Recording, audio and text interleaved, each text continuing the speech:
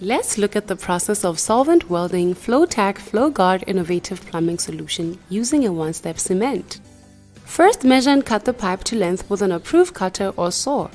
Ensure that the pipe is cut square to ensure proper joining, utilizing appropriate deburring tool to level the inner and outer edges of the pipe.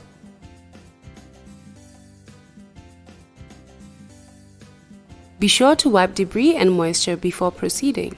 Apply an even layer of cement to the pipe first. Ensure consistent contact and make several rotations with the dabber as needed. Then repeat the process on the inside of the fitting.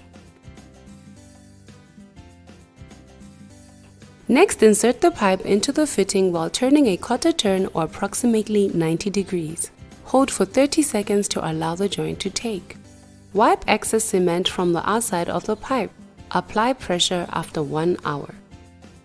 Installation is simple, easy, and safe.